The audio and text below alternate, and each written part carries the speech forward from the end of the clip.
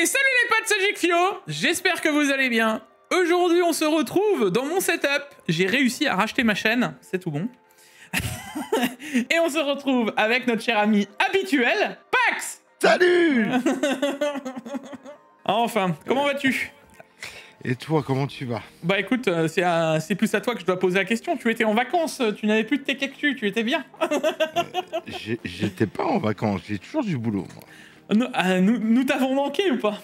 J'ai pas eu de nouvelles de toi pendant 2 semaines, je me suis dit, j'ai regardé tes stories sur Insta, j'ai dit, il mange des côtes de bœuf. Il m'a tellement donné envie sur une de ses stories Insta avec sa côte de bœuf de mort. Il me l'envoie en privé, la côte de bœuf. Du coup, j'ai été à la boucherie, j'ai pris une côte de bœuf. Et juste après la côte de bœuf, il m'a chopé un mal de ventre qui est resté 1 semaine. Oui, il paraît que t'as souffert, ouais. J'étais si là pour aller à l'hôpital. Je me voyais il y a 2 jours en arrière dire c'est bon, faut que ça s'arrête là, et je vais à l'hôpital. Il y a quelque chose qui va plus. Et du jour au lendemain, c'est parti. On te souhaite que ça aille au mieux, j'ai envie de te dire. Un peu plus, t'allais faire encore un Tech-Actu avec Pax ou avec je sais pas qui, je te le dis. Je me voyais annuler toutes les soirées de mon week-end, c'est l'enfer. Ouais. Non mais c'est bien que ça aille mieux. Bah moi je suis content aussi de vous parler actuellement, parce que si ça se trouve, avec ce que j'ai fait hier, il était possible que je vous parle plus. Hein. Alors toi t'es un grand malade, hein, vous lui dites dans les commentaires que c'est un grand malade s'il vous plaît. Je vous prépare une vidéo sur la chaîne Moto que je vous invite encore à aller liker, à suivre, etc. comme d'hab. Mais bientôt je vais vous sortir une vidéo rouler à 230 sous pluie, qu'est-ce que ça fait? Voilà. Non mais si un jour je vais venir te voir, tu vois, avec du jus de banane, 2-3 oranges, dans un lit d'hôpital, les 2 pattes cassées, écoute, et tu verras pas de panne. Écoute, hier, quand je suis arrivé sur le circuit, on m'aurait dit que j'allais faire ce que j'ai fait là, à la fin de la journée, tu vois. Déjà, j'aurais dit oui, bien sûr, oui. Mais au final, c'est fait. Voilà, j'ai fait un achievement dans ma vie. C'est bien, moi tu l'as fait. Mais à mon avis, les amis, pour rester polis, je pense qu'il doit... Encore à l'heure à cette heure-ci, il fait pas caca. Parce qu'il a tellement serré les fesses que ça se dessert plus. En vrai, je te jure que non. Hein. La sensation était incroyable. Mais vous allez voir dans la vidéo, je vous retransmettrai ça. C'est juste incroyable de se dire qu'on peut faire ça sur route mouillée avec des pneus quasiment slick. Mais ouais, c'est possible. T'es un grand malade. Je te le dis, t'es un grand malade. Enfin bref, vous voulez voir la suite, allez voir sur la chaîne Moto ou sur Insta, et où il y a encore les stories pour vous expliquer tout ça. Bref, dans tous les cas, trêve de bavardage, mon cher ami Paolo. Vas-y, fais-le. Lancement. Voilà.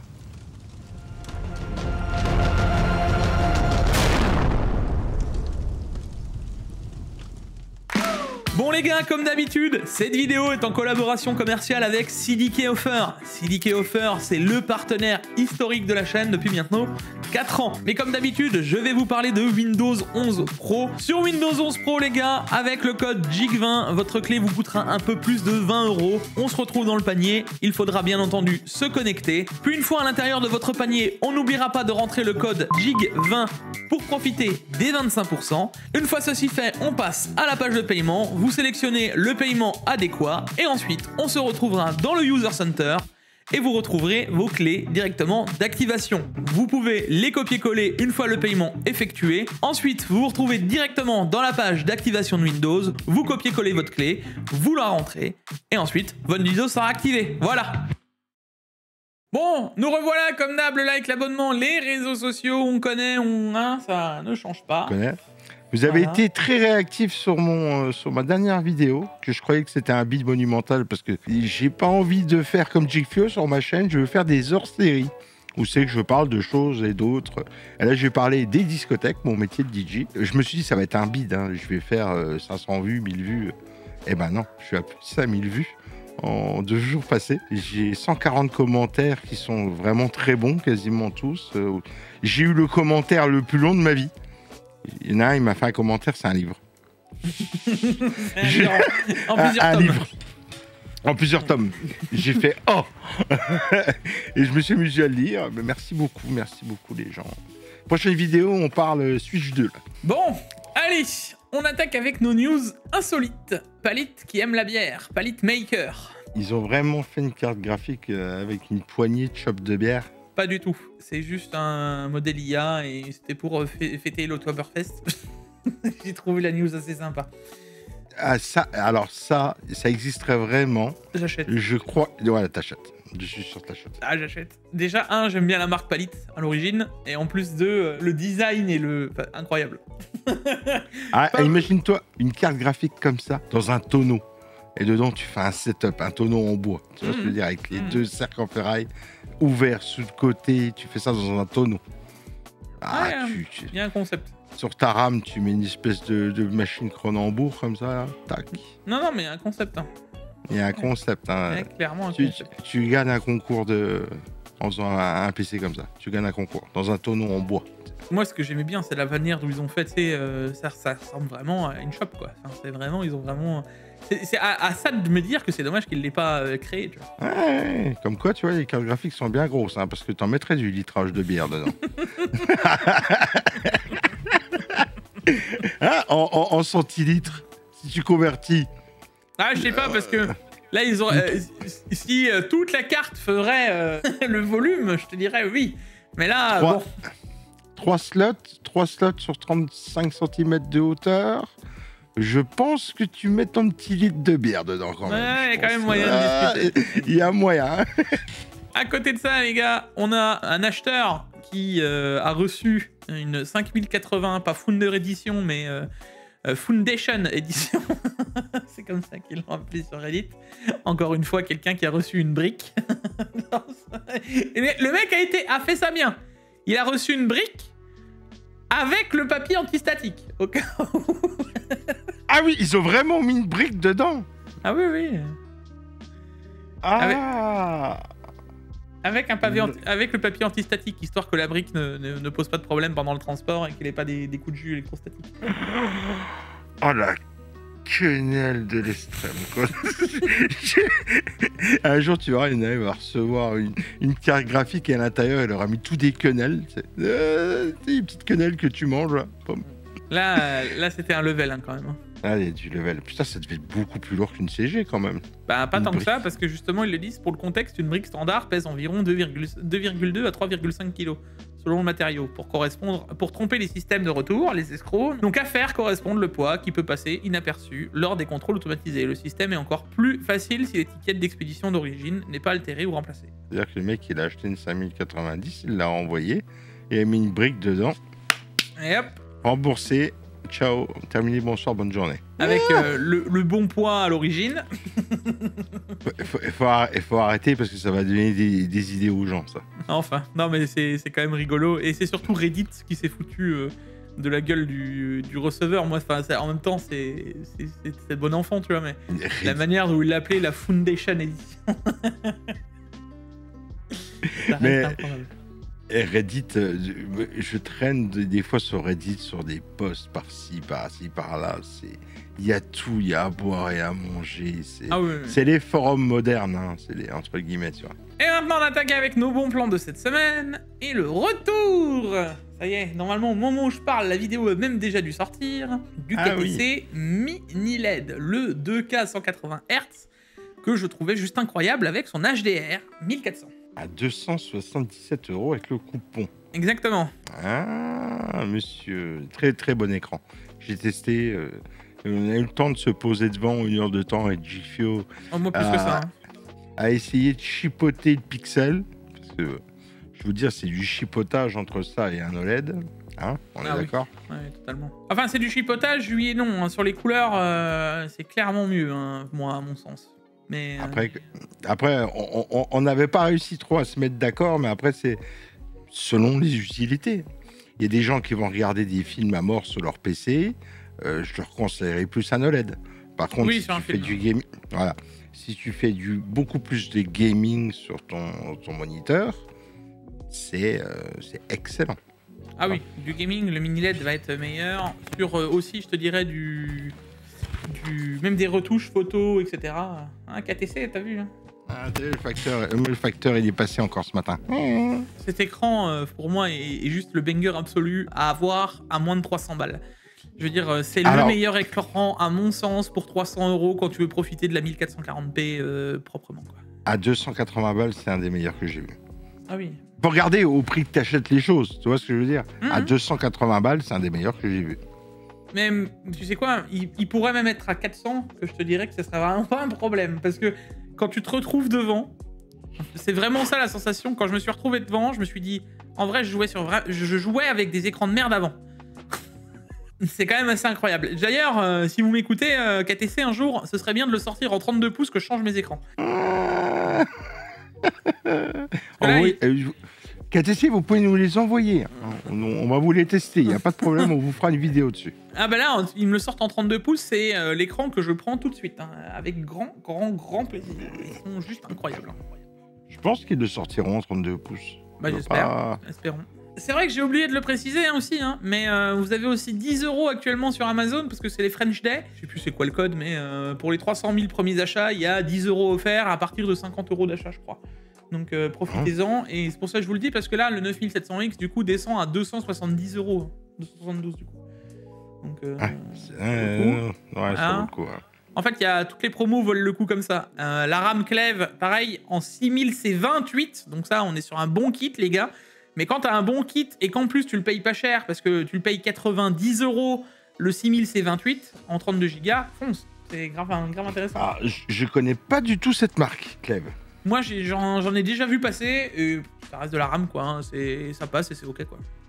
C'est une marque moins connue par chez nous, quoi. D'accord. Après, comme tu dis, hein, des marques qui sont pas connues par chez nous et qui font des cartons de ouf dans les autres pays. C'est ça, et qui marchent très bien. Donc là, tu peux partir dessus sans stress. Pareil, 179 € la X670E en MSI Gaming Plus. Pour une carte mère en X670E, PCIe Gen 5 et tout ce qui va bien, qui marchera très bien pour le futur, avec le Wi-Fi. Alors lui, par contre, en 6E et non pas en Wi-Fi 7. Mais 180 balles la CM, pareil, ça marche bien. Hein. Ouais, c'est une belle CM. Et là, tu mets tout dessus.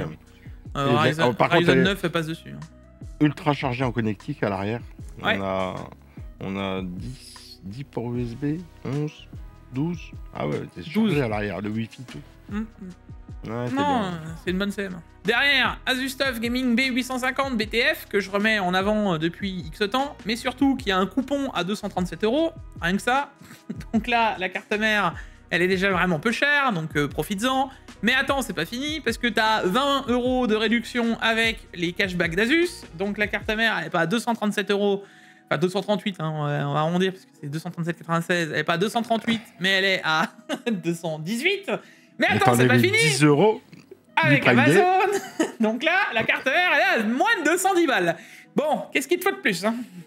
Non, c'est très bien. Pour du BTF en plus. Hein. Pour du BTF. Là, pour le coup, je pense même que je vais en acheter une pour aller faire une petite vidéo. Vas-y. C'est chose dite, chose faite. Derrière, on parle de CM, mais on parle aussi d'Alim.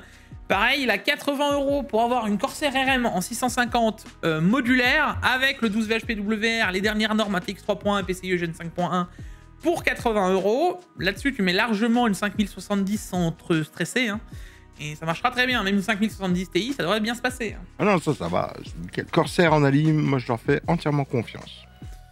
La seule chose que j'ai pas vérifié, je t'avoue, c'est si c'était un 300 watts ou un 450 watts. Parce que peut-être que pour une 5070 Ti, ce serait limite. D'après eux, apparemment, ce serait un 600 watts de connectique en 12V 2x6. Hein. C'est-à-dire qu'il peut tirer tout le wattage de la carte mère à travers de l'alimentation à travers le câble. Exactement, c'est ce que je dois comprendre. Ouais. Bon, ça existe.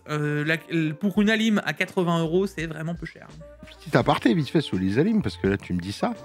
Tu sais, à l'époque, quand sur les vieilles Alim, ça m'est arrivé dans des montées à l'époque pour retirer tous les fils annexes et garder 4 fils. Qui sortent de la lime pour alimenter de la carte d'arcade, tu vois. Dedans, à l'intérieur, c'était tous pontés au même endroit hein, à l'époque. Hein. Ah oui, bah il y a encore des Alim où ça marche comme ça. Hein. T'avais un tas de fils qui étaient pontés. Donc, dans une Alim, concrètement, t'as plus 5 volts, plus 12 volts, plus 3,3, moins 5 volts. Et la masse, concrètement, qui passe là-dedans. Et tous les fils dedans étaient pontés au même endroit. Parce que moi, je me servais du plus 5 volts et de la masse pour aller alimenter des cartes d'arcade à l'époque, tu vois. Et ça marche très bien, une ligne de PC pour alimenter une carte d'arcade. Sauf que, bon, après, Ça dépend des cartes d'arcade, encore une fois, parce qu'il y a des cartes d'arcade, ils demandaient un peu plus de 5 volts, un peu moins de 5 volts. Il y en a, ils demandaient 5,6, 5,8, tu vois. Il y en a qui sont capricieuses, bref. Et à l'époque, donc, je démontais les alimes à l'intérieur pour récupérer que 4 fils. Donc, je dessoudais tout, ce qu'il y avait dedans, tu vois. Et c'était tous reliés au même endroit à l'époque. Ouais, mais ça, c'était sur les cartes entrée de gamme, ça se fait encore. Maintenant, dès que tu rentres dans de la gamme un peu plus haut de gamme, ça se fait plus. C'est vraiment c'est un PCB en plus avec des connectiques derrière. Allez, derrière, on en a une autre des alimes qui est déjà vachement plus haut de gamme. On a la TUF en modulaire qui est aussi ATX 3.1, PCIe Gen 5.1. Pareil, très bonne alim qui permet de tout alimenter, de pas trop s'embêter. On est sur une belle réduc parce que vous avez encore 20 € d'ODR, je crois de souvenir. Et sur aussi les 10 € d'Amazon. C'est ce que j'avais monté dans le PC à Océane. Elle marche. La même alim que j'avais posée, marche très très bien. Marche très très bien ces alimes. Et puis le 12V HPWR, enfin 12V 2x6, c'est bon. Bah là d'ailleurs, regarde, il y a une vue éclatée de la lime. Tu vois, regarde. Et tu vois, là c'est bien par PCB, juste à poser à l'autre. D'accord. Voilà, c'est ce que je disais juste avant. Et sinon, on a un petit tour sur AliExpress parce que là, actuellement, c'est toujours grave intéressant. On a un petit 7800X 3D à 286 €. Alors là, on commence à dire grave valable. C'était même en dessous des prix qu'on avait eu au moins cher à l'époque à 320 balles. Donc là, je vous le dis feu. Je rappelle qu'on a les perfs d'un 9700X grosso merdo sur tous les jeux. Ça va dépendre si on principal l'IPC ou pas. Par contre, quand il y a un retour du cache X3D ou le cache est meilleur, le 7800X 3D perfera plus. Donc là, pour le coup, ça peut se valoir 286 €. On n'en a pas parlé dans le Tech Actu, mais il n'y avait pas les F qui est sorti il n'y a pas longtemps. Alors, ils vont exister, mais on n'a pas encore de retour d'achat. C'est pas encore possible. D'accord. Ouais, parce qu'on a 2 semaines de Tech Actu qu'on n'a pas fait ensemble. Ouais. Je crois que tu avais entendu parler que les F devaient sortir. Ouais, 9500F et 9700F. Maintenant, je pense que c'est le temps que ça se mette en place et qu'ils arrivent. Et c'est là où ça va devenir grave intéressant parce que quand tu vois que le 9600X a encore descendu de tarif et que là, on est à 163 €. Ouais, le 9700F. Bah, même pas, le 9500F déjà. Il va être à combien? 130, 140 maximum. Ils peuvent pas le mettre plus cher que ça. Et le 9700F, bah, il est à 230 € sur AliExpress, donc il faudra pas qu'il excède 200 balles. 200, 210 au max des max, quoi. Oui. Donc, soit le prix du 9600, il y a encore de ça peu de temps, quoi. Après, le 9600X, c'est un très bon processeur pour 80% des gens, j'ai envie de te dire. Il suffit à largement tout le monde. Attaquons avec les jeux gratuits de cette semaine, mon cher ami. Alors, les jeux gratuits de cette semaine, déjà, on en a 2 sur Epic, les gars. Vous avez Eastern Exorcist, qui est un beat'em up en 2D, un peu à l'ancienne, qui est vrai. C'est un très bon jeu. Je vous conseille de le prendre parce que c'est un très bon jeu. Si vous ne savez pas à quoi jouer, ça va très bien vous aller. En vrai, super bon jeu. Et par contre, le deuxième, je ne connais pas, Jorel Brother. Par contre, il a une patte graphique qui me paraît attirante. Tu vois ce que je veux dire? Ça doit être du point and click si je me trompe pas, tu vois. Ça a l'air d'être bien sympa. Double Dash Studio, je les avais vus. Ah ouais? Il y a des jeux un peu qui sortent de l'ordinaire comme ça que moi j'aime bien. Moi je t'avoue que ça m'attire pas plus, mais bon, voilà, c'est un petit jeu d'aventure indépendant. Bon, bah, de toute façon, il est offert, autant le prendre, quoi. Et moi, je vous partage un truc, les gars, un petit truc que Jig va mettre. J'avais vu ça j'ai récupéré ça sur le net. Le site, c'est La Crème du Gaming. Et vous avez 9 jeux en ce moment à récupérer aussi sur Steam, qui sont gratuits.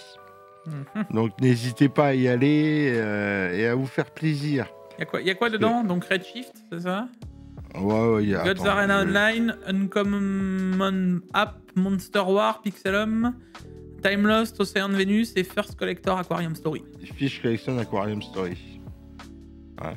Un simulateur de gestion d'aquarium avec sirène en prime pour les plus rêveurs. Exactement. Incroyable. Bah, c'est gratuit, vous les mettez dans votre collection, les gars. Oui, c'est en plus collection Steam et puis en avant, quoi.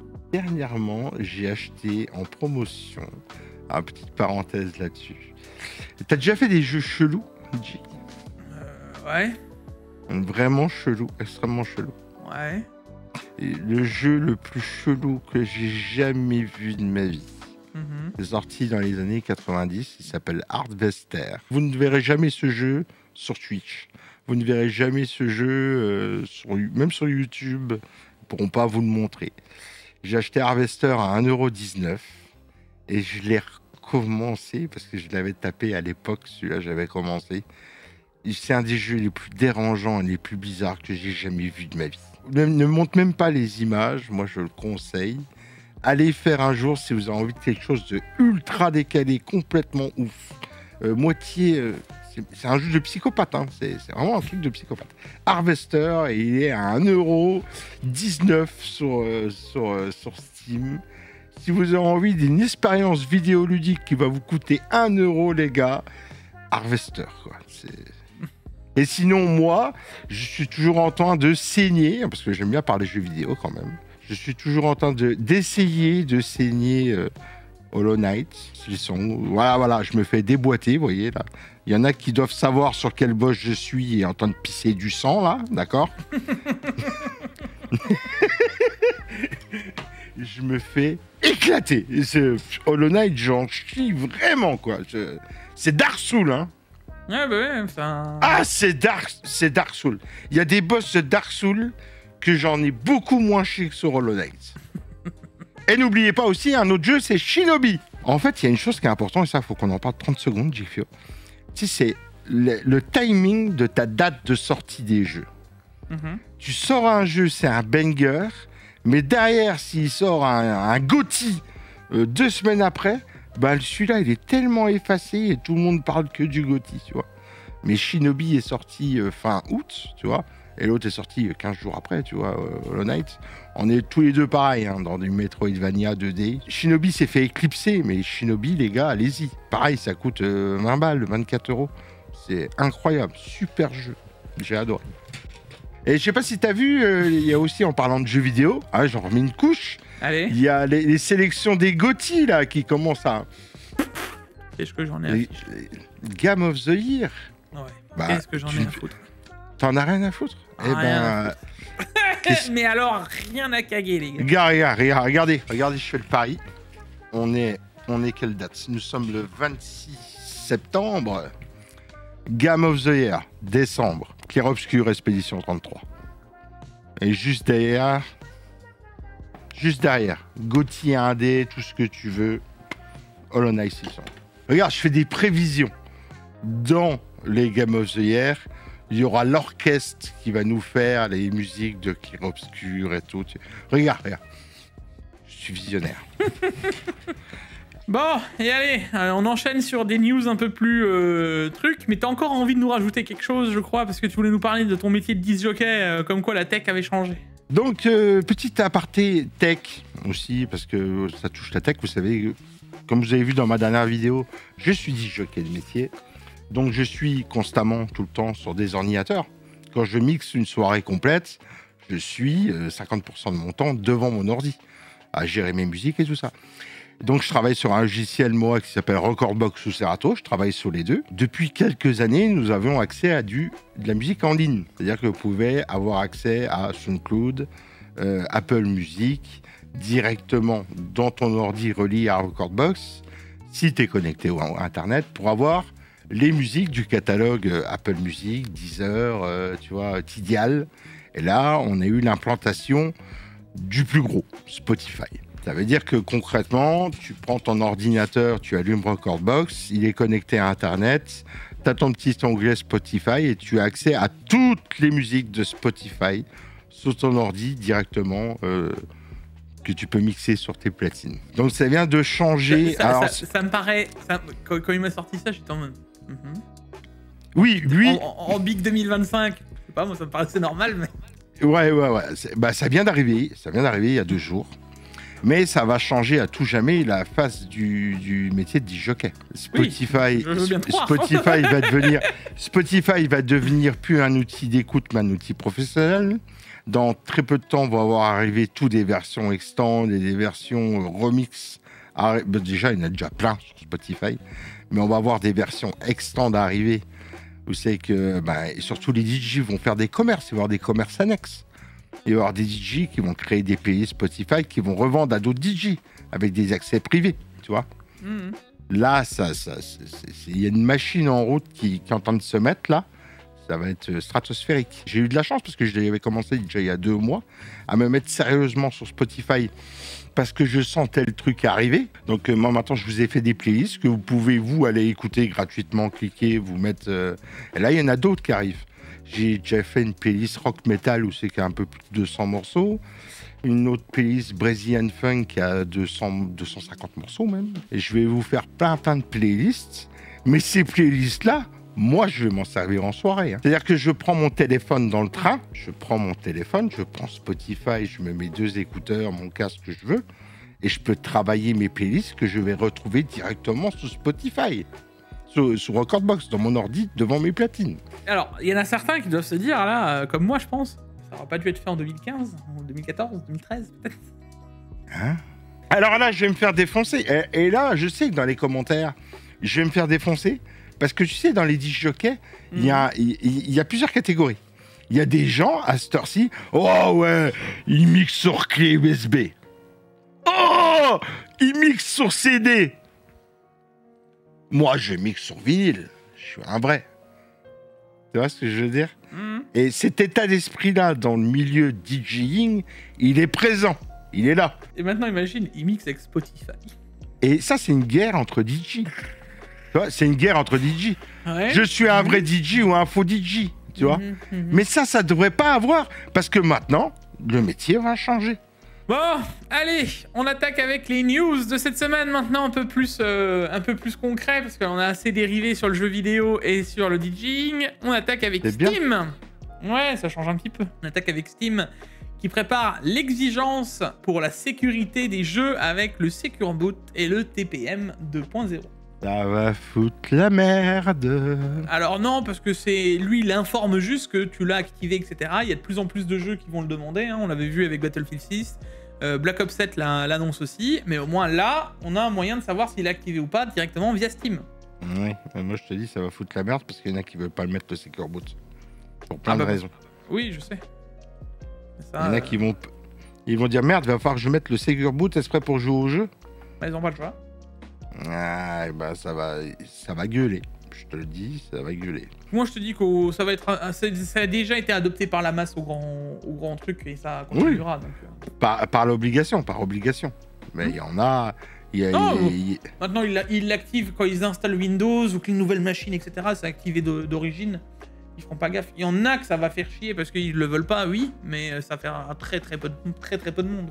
Et surtout, la problématique que ça va engendrer, il y a certaines applications que moi j'avais bossé dessus, que le Secure Boot il en veut pas. Il se lance pas parce qu'il y a Secure Boot dans ton PC. Oui, je sais. Bah, c'est l'inverse des jeux, oui, je sais. Ouais. Parce que le Secure Boot dans ton PC, tu peux pas le lancer. Donc. Ça va être un juste milieu à trouver. Bon, après, tu sais, tu vas juste faire un tour dans ton BIOS, ça se désactive en 3 minutes. Hein. Enfin, c'est vraiment un problème. Oui. Bon, sinon, on a le Steam Deck qui baisse de prix, là, actuellement. Un petit baisse de prix, on voit le Steam Deck à 319$. Ah ouais, parce qu'il y a de la concurrence en face. Hein. Ah bah là, maintenant, ils ont plus le choix. Ah, ils ont plus le choix. Hein. Il y a vraiment de la concurrence. Mais c'est bien, parce que Steam Deck, ça reste quand même le pionnier, un petit peu après la Switch, bien sûr. Des ordinateurs. Ils ont trouvé un nouveau nom il n'y a pas longtemps. Comment ils ont appelé ça? Ordinateur de poche. Ordinateur de poche, je crois. C'est bien. Si baisse de tarif, les autres vont baisser de tarif aussi. Ouais, enfin, ça reste quand même cher, hein, malgré tout, pour l'OLED. Hein. L'OLED, il n'a toujours pas descendu de tarif à 649$. Ça fait quand même cher, plus du double du prix pour l'OLED. Hein. Je sais pas ce que t'en penses, mais... Mais surtout qu'un Steam Deck, les gars, faut pas être un grand pour l'ouvrir et changer le disque dur dedans et puis réinjecter l'OS, hein, ça va tout seul. Hein. Pour profiter de tous tes catalogues de jeux PC, parce qu'il n'y a pas que Steam, hein, en quelques clics, sans aller trifouiller trop fort, quelques clics, tu as accès à tous tes jeux de ton PC. Hein. Epic et tout ça, et GOG, etc. Donc, c'est une très bonne machine, tu vois. Ouais, mais qui commence à devenir déjà vieillissante. Hein. Elle va avoir du mal à... Enfin, Lance-Suit Borderlands 4, là, elle va tousser. Hein. Elle va tousser très fort. Bon, ça aussi, je sais que tu voulais en parler. Ah. Alors, Xbox, qui sont les derniers... on va dire... Hein, ils vont dire, oui, les premiers, c'est Sony. Non, pour moi, les premiers, c'est Nintendo. Après, c'est Sony, dans le milieu des consoles. Et après, c'est Xbox. Xbox sont loin derrière. Ils viennent de prendre une balle et de se tirer complètement dans le pied parce qu'ils ont augmenté encore leur prix de 50 €. Ouais, mais je te dis, je pense qu'ils ont pas vraiment le choix. Hein. Ils ont pas vraiment le choix. Bah oui. Bah si. Arrêtez. Bah si, le prix du dollar américain, c'est plus ça, Paolo. Hein. C'est moche, mais c'est la vie. Hein. Ils en vendaient déjà pas. Ils vont encore moins en vendre. Bah pour moi, c'est le grand truc, et on le voit même nous. Alors c'est un autre avantage pour nous par rapport à l'euro. Pour une fois, ça change depuis bien longtemps. Mais l'écart graphique baisse. C'est pas qu'elle baisse, hein. C'est que les prix de l'euro a augmenté par rapport au dollar où elles sont indexées techniquement parlant. Donc on gagne dessus. Et bah là c'est le même cas, mais eux ils perdent dessus. Donc mais tu t'imagines, ils sont obligés de payer plus cher. Le prix de lancement de la Xbox Series X 2 Tera et la Galaxy Black Edition était à 599 $. Il a pris 200 €. 200 $. Ouais. Ça veut dire que si tu as acheté la console à 599 $ à la sortie, tu aurais pu jouer 3 ans dessus et la revendre 100 $ plus cher que tu l'as acheté. Ouais. Avant, on disait aux gens, n'achetez pas au lancement, vous allez voir, ça va baisser. Maintenant, c'est complètement autre chose. Il faut dire aux gens, achetez vite au lancement. C'est cher, tant pis, achetez au lancement. Tu sais ce qui me fume, moi? C'est qu'elle est surtout, là, elle est au même prix que la PlayStation 5 Pro. C'est une hérésie. C'est une hérésie. Ils sont déjà derniers dans le game et ils se mettent une balle dans le pied. Alors, je sais pas si c'est obligatoire ou pas, tu vois. Ah oui, je te le dis. Bah, à un moment, les prix des consoles en Xbox en dehors des États-Unis restent inchangés. C'est vraiment le dollar américain qui dévisse. C'est comme ça. Pour une fois que c'est eux et que oui, mais après ça sera nous. Je vais et pas. Après ça va être nous. Non, pas pour l'instant. Nous, on reste fixe.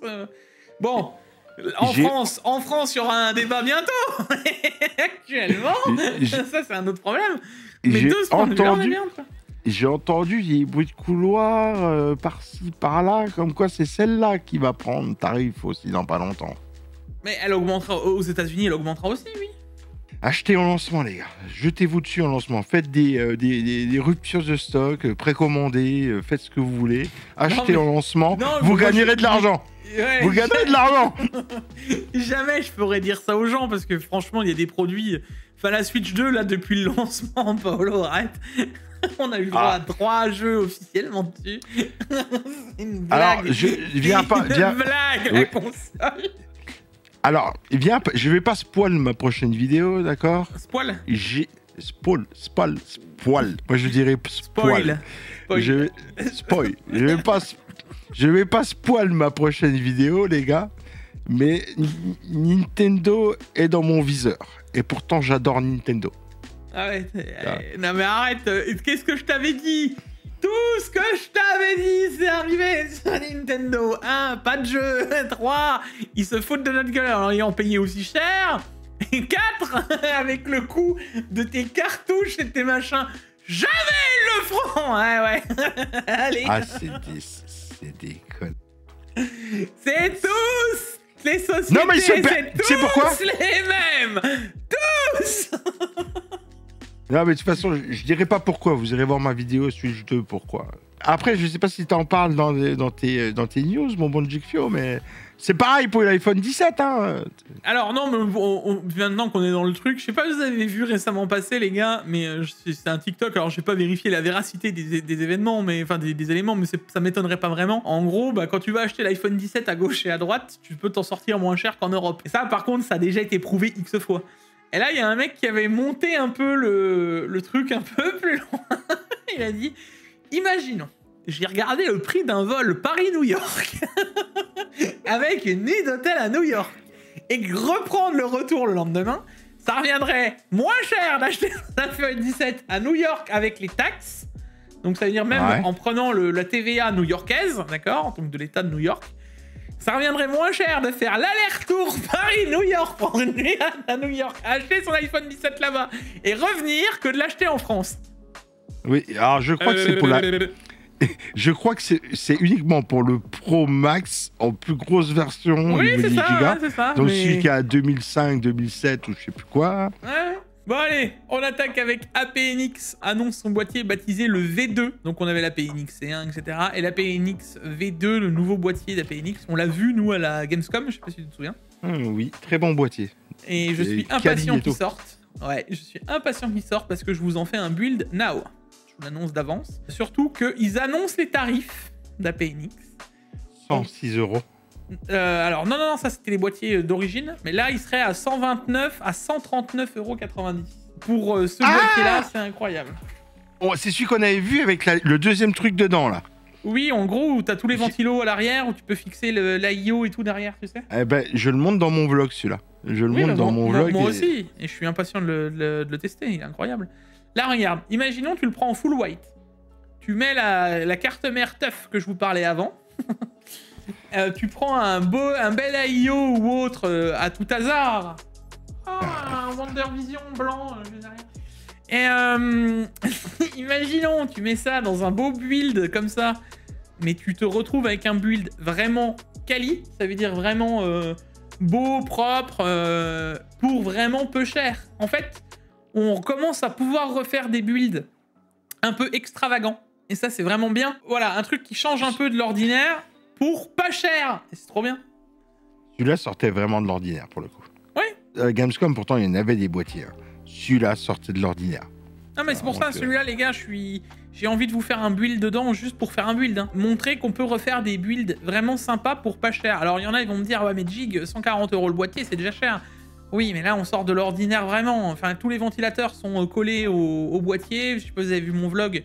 D'ailleurs, je l'ai aussi sorti moi là récemment. Vous pouvez aller voir. Derrière, il est full ajouré pour laisser sortir l'air. L'air rentre en version cheminée, mais par le dessous et sort par le cul du boîtier. On peut encore avoir 2 ventilateurs en extraction ou en import d'air, hein, au final par l'arrière. Enfin, on peut vraiment se faire plaisir. Et le boîtier était incroyable. Avec la carte mère, la carte graphique, comme il est posé comme ça peut vraiment faire un build magnifique. Ah, de très très beaux boîtiers. En vrai, ma femme, elle voudrait pas un PC minimaliste encore une fois. C'est un PC que j'aurais... C'est vraiment un boîtier que j'aurais monté. Ah non, on peut vraiment faire des trucs sympas. Moi, je suis vraiment content. Et cette marque... je l'ai dit hein, dans le vlog qu'on a fait Gamescom, je suis impatient de voir ce qu'il donne. D'ailleurs, j'ai vu qu'il y en a plein qui m'ont tagué dessus. Ils ont mis en dispo le Doom Edition. Je l'ai vu. Et tu craques pas. Et tu craques pas. Toi, Jigfio, le grand fan de Doom, tu ne craques pas. Non. C'est honteux. Mettez dans les commentaires honteux qui ne craque pas. À 100 honteux, il est obligé de lâcher. Voilà. 100 honteux dans les commentaires. 100 honteux dans les commentaires, il est obligé. J'irai les compter. Moi, je les compte. Paolo, il va nous créer un commentaire, le honteux counter. Le honteux counter, exactement. Vous mettez honteux dans les commentaires. Ensuite, on parlait justement de Thermalright, parce que je sais pas, vous avez vu, mais j'ai reçu, je l'ai dit hein, dans le Tech Actu avec Pax, que dès que je rentrais, et je l'ai vu sur Amazon, je le commande et on en parlera, j'ai pris le Wonder Vision. Donc j'aurai aussi le Truffeo qui va arriver, hein, je suis en attente. Mais donc j'ai bien réceptionné le Wonder Vision, qui est le concurrent de chez Traix, ou Trix, j'avais trop su. Pareil, concurrent de chez Asus, parce que le Ryuo, voilà, mais on est clairement moins cher. D'ailleurs, figure-toi, Paolo, que j'ai encore eu le droit à une petite critique en me disant « Ah, Jigfio, t'étais contre les AIO avec des écrans, ça te saoule, machin, et maintenant t'es impatient de le tester. » Bah oui, je suis impatient de le tester pour une seule bonne raison, c'est que cette marque-là arrive en cassant les codes. Les autres, ils nous les vendent à des prix improbables, et eux, ils arrivent en le vendant à 219 €, je crois, 209, je sais pas. C'est quasiment le moitié prix des autres. Donc, à un moment, oui, je suis curieux de savoir ce que ça donne, surtout si, en plus de ça, en termes de perf, on est même à 4 degrés de différence sur un CPU, prends 10 fois celui-là. Moi, ce que je veux dire surtout, c'est, bon, ça a le mérite d'être dispo. Moi, ce qui, je sais, actuellement, les gros retours que j'ai eu, c'est que le soft Thermalright est vraiment pas fou. Donc, on va voir si dans celui-là, ça s'améliore. Et là, pour la news, en tout cas, du Vision, parce que c'était celui-là, là aussi, ils innovent, parce que la manière d'où il est fait, c'est du jamais vu non plus. Enfin, en tout cas, j'avais pas vu encore un truc qui était juste en incurvé, en demi-cercle incurvé, comme ça, c'est pas mal. Et pareil, là, ils annoncent des specs qui sont assez violentes en termes de colondo, tu vois. 1 mm par colondo, on est haut. Et en termes de... Enfin, sur la pression statique, comme sur le flux d'air généré, quoi. Il faut vous dire un truc, c'est que les écrans là, tous ces écrans que vous voyez là, c'est des écrans hérités des téléphones des anciennes générations. Oui, je pense que tout ce qui est écran incurvé et tout ça, c'est des écrans qui étaient fabriqués par je sais pas qui, Samsung ou je sais pas quoi, qui faisaient de l'écran qu'on pouvait tordre, plier. Il doit leur en rester plein dans les stocks et on va voir des écrans arriver dans tout. Pas que dans les AIO. Les AIO, on verra des écrans arriver au milieu des... ils vont découper les bordels, ils vont les mettre au milieu des ventilateurs. Ils vont nous les intégrer dans les boîtiers. Directement, on aura des écrans intégrés dans les boîtiers. Les écrans là, ils les donnent, les constructeurs. Parce que ça leur fait du stock. Parce que les nouveaux constructeurs de téléphones, quand on va avoir un iPhone 18 qui se plie, on n'aura pas les écrans qu'il y a dans nos ventirades. Ils veulent les derniers, les machins, les trucs, ça évolue tout le temps. Et les stocks, ils vont les passer.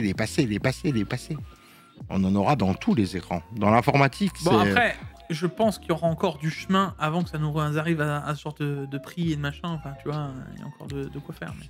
Ils doivent les donner. Moi, je te dis, les constructeurs d'écran, ils doivent les donner. Non, genre, tu vois... C'est beau, Paolo, de rêver, mais c'est pas comme ça que ça marche.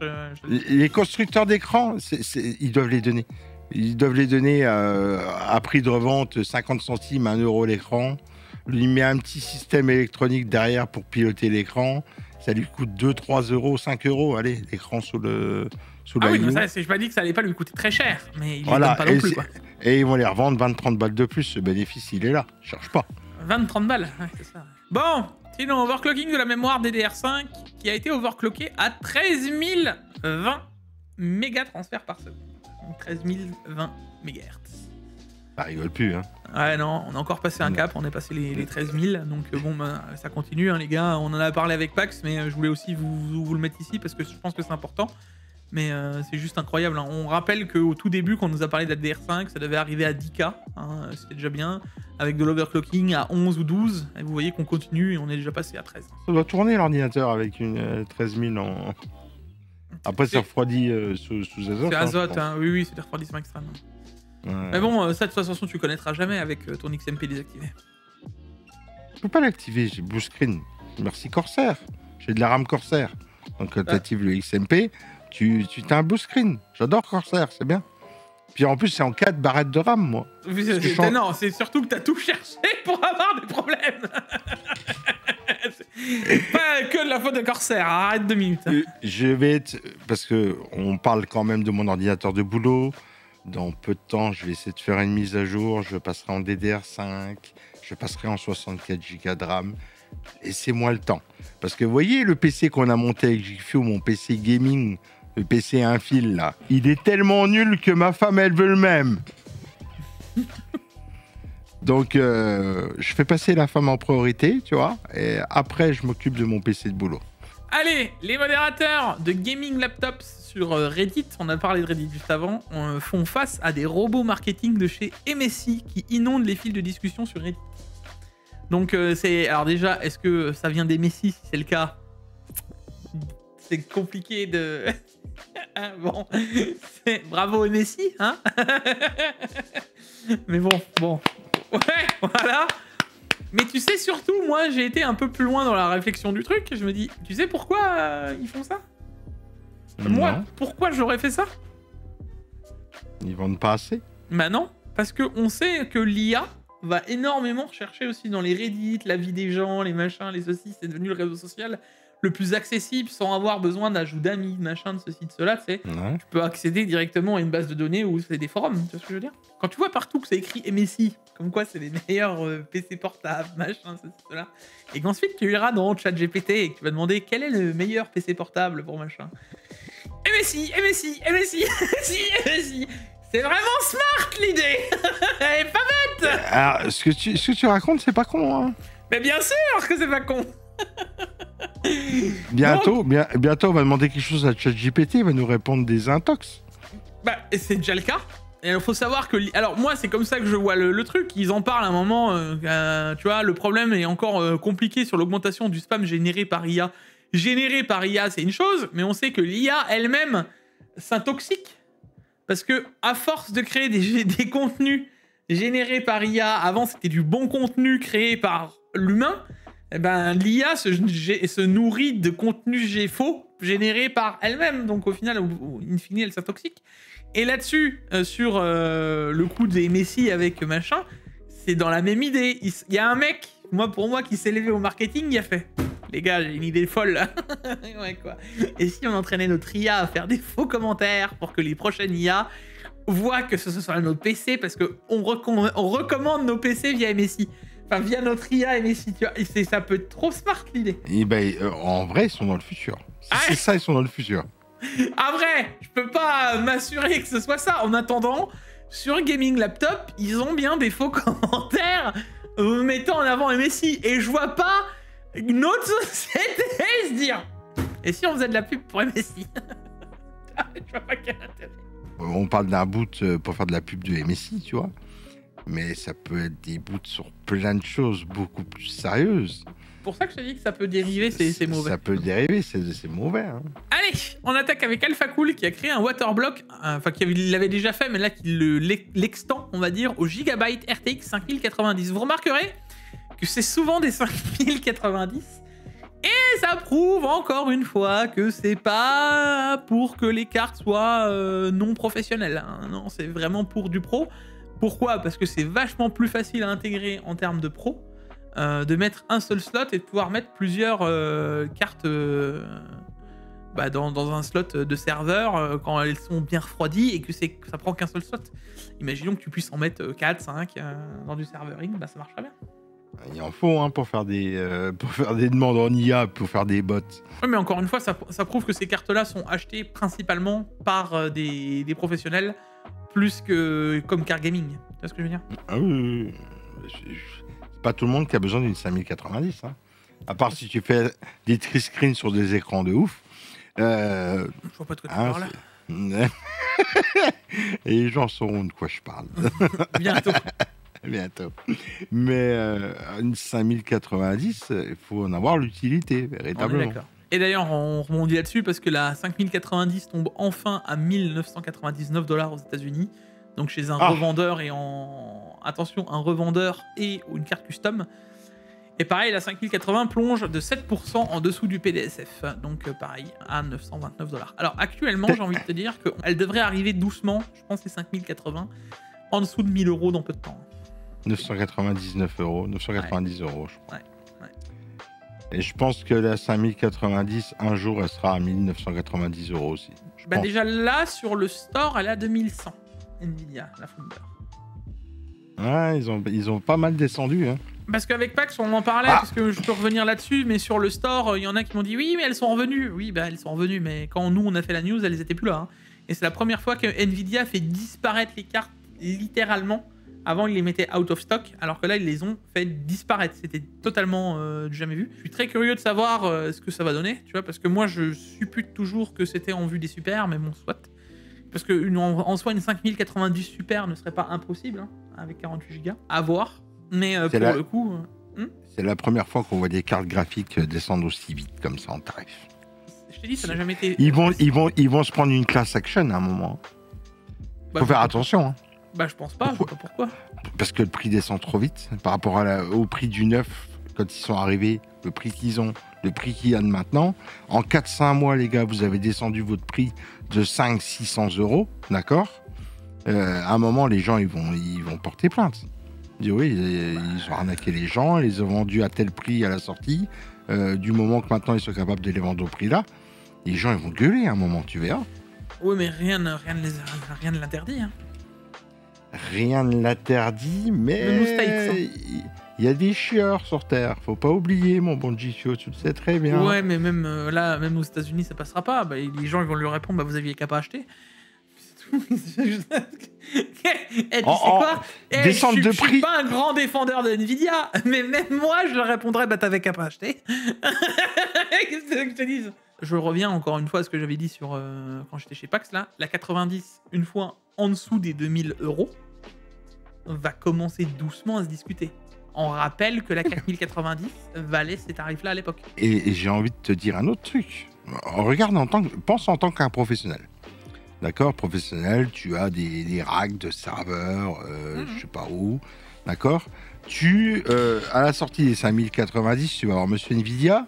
Donc tu passes directement par un commercial de chez Nvidia. Tu dis, écoute, des cartes graphiques, il m'en faut 800, il m'en faut 1000, il m'en faut 10 000, tu vois. Combien tu me les fais? Tu peux discuter, ça fait partie de la base du commerce. Puis d'un seul coup, tu te rends compte que 6 mois plus tard, il a descendu ses tarifs de ouf. Qu'est-ce qu'il fait, le gars? Allô, ouais, ça va, Eric, commercial de chez Nvidia? Tu t'es pas un peu foutu de ma gueule? Hein, tu nous les as vendus tant, puis maintenant vous les vendez tant? Et on fait, comment ça se passe là? Hein, parce que encore, t'aurais descendu ces tarifs 3 ans plus tard, 2 ans plus tard, je comprendrais. Mais là, en 4 mois, t'as descendu les tarifs de ouf là. Du coup, tu pas non plus 4 mois, hein, Paolo. Faut pas non plus laisser. Ouais, mais ça va faire 9 mois qu'elles sont sorties déjà les cartes. Hein. Moi, j'ai jamais vu les cartes en 2 ans autant descendre en aussi peu de temps. Aussi vite. C'est pour ça que je te dis, quand ils prennent des cartes pour les serveurs, ça doit fumer. Parce que même la 4090, regardez bien, hein, quand elle est sortie de souvenirs, elle était à 1800, 1900 € de prix MSRP. Ouais. Quand elle a fini sa vie, elle était toujours à 1800 € prix MSRP. Hein. D'accord. Donc le mec qui a pris tous des 4090 pour mettre dans ses serveurs, pour faire marcher ses IA et trucs, toi, il y a des commerces qu'on n'est pas au courant. On s'en doute un petit peu de ce qui se passe, mais on ne sait pas. Mais voilà, il se dit, j'ai acheté les 4090. Entre le début et sa fin de vie, ils n'ont pas trop descendu. Je les ai bien rincés, je les ai bien utilisés. On va changer le parc. Et là, il reprend des 5090 et puis il se rend compte que les prix ont descendu de ouf après. Qu'est-ce qu'il fait? Oui, mais bon, techniquement, une fois que tu as acheté... Une fois que tu as acheté, ouais, mais après tu peux rappeler ton fournisseur. Ouais, mais admettons le mec qui avait les serveurs, d'accord? C'est bête ce que je te dis. Mais il avait un parc avec des 3090, d'accord? Un parc avec des 3090 qui travaillaient. Il change son parc, 4090. À la fin de la vie de la 4090, bon, elle a descendu de 100 balles. S'en fout, tu vois ce que je veux dire. Mais là, en 7 mois, d'accord, le temps qu'ils les reçoivent, le temps qu'ils les, tu vois, qu'ils les mettent dans ses serveurs. Le temps que ce soit mis en place, que ça soit en place, tout ça. Ok, ouais, d'accord. En 6-7 mois, il voit la carte descendre de 15-20%. Puis il a dépensé plusieurs millions d'euros.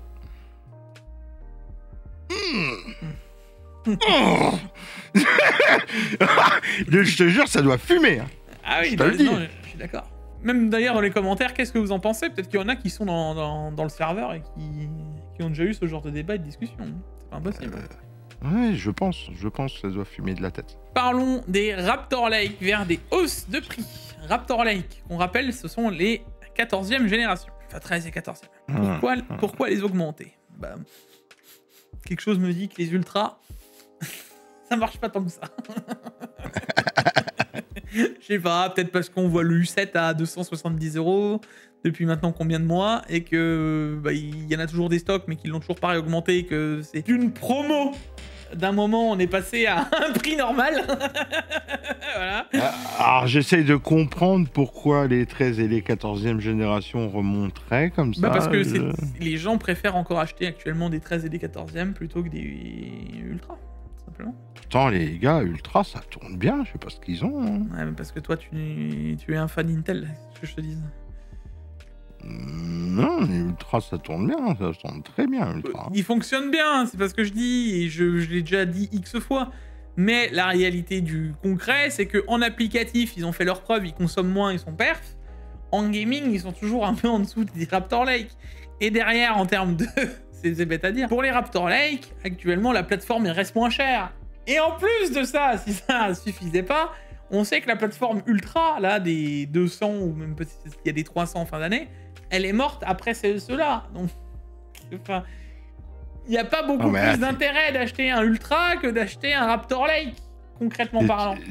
Donc, prends le moins cher. Ouais, mais là, t'es quand même encore dans une gêne morte, quoi. Ce sera moins périn d'acheter un 13 14e que d'acheter un Ultra. Ah la bon, gêne quoi est toujours pas morte. Bah, tu peux toujours upgrader l'année prochaine. Ah ouais, et pourquoi tu upgraderais pas de ton i5 14006 à un 14009 si ça te chante? Je sais pas, je comprends pas trop la montée de tarif là-dedans, j'arrive pas à la comprendre. Pour moi, la gêne d'Intel des Ultra est autant morte que la Raptor Lake, alors qu'ils ont encore un CPU qui va sortir. Enfin, c'est méchant. Mais ça, non, ça, mais c'est méchant. réel. Pourtant, j'aime aussi Intel et je pense que je suis un de ceux qui le met les plus en avant. Non, mais c'est réel, je suis un de ceux qui les mettent le plus en avant, ne serait-ce qu'avec le 265 KF, tu vois. Je pense qu'il y a même aucun doute, parce que ça reste un excellent CPU, 20 corps, qui est très polyvalent pour plein de choses, qui se consomme peu, qui chauffe pas. Il est grave intéressant. Ouais, mais il est grave intéressant. Mais, parce que le mais, il est là, tu vois. Le mais, c'est à côté, t'as d'autres CPU de leur gamme, de l'ancienne gamme, qui est moins chère encore, qui marche tout autant, avec une plateforme, la carte mère, qui est moins chère, que tu peux encore mettre en DDR4, donc ne même pas passer le cap si t'as envie.